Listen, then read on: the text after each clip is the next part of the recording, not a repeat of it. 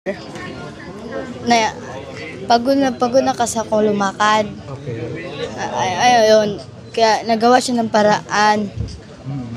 Sabi ko naman sa kanya, wag kang magkuha na hindi naman sa iyo. Mate mo nga, nauuyo tagid makakon. Nawa siya sa'yo. Okay. Saan ba kayo galing nung time na yun? Sa Patima Patacos sir, Fatima pa. papunta dito. Oh, so yung nakakuha na siya ng motorsiklo na ninakaw, pinasakay ka na. Oo. At papunta namin sa unahan na plat. Okay. Naghintay kami ng umaga para mabulkitan ni Mau. Opo. Tapos nawala kami ng gasolina. Naubusan. Okay. Opo. At pagkatapos gumawa sila ng paraan. Oh. Ayun, So, ilan kayo nakasakay doon sa motor? 3 lang po kami. Pero yung isa,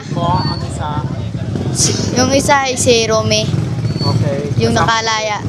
Oh, okay. Oh. Nakalaya lang? Nakalaya, nakatakas ngayon. Opo. Okay, okay.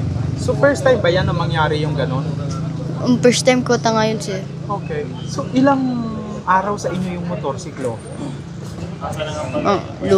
Lunes at gabi yun sir. Lunes, Martes, ano na ngayon? Miyerkules. Miyerkules, Tatlong araw na. Okay. Oo.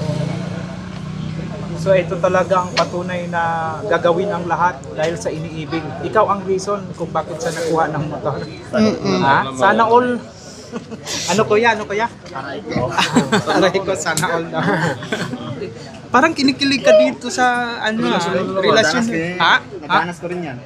Naranas mo rin yung gano'n? Hindi yung pagkuha ng motor Kuha ng paraan. Ng paraan dahil Oo. sa minamahal. Oo. So ano masasabi mo dito sa Ang masasabi ko ay patuloy lang yan.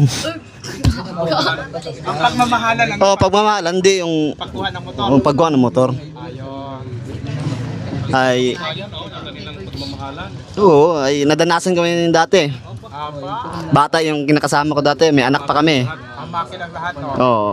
Sige po. Thank you. Thank you. Sige ha. Wow, yung pag-ibig talaga ninyong dalawa ha.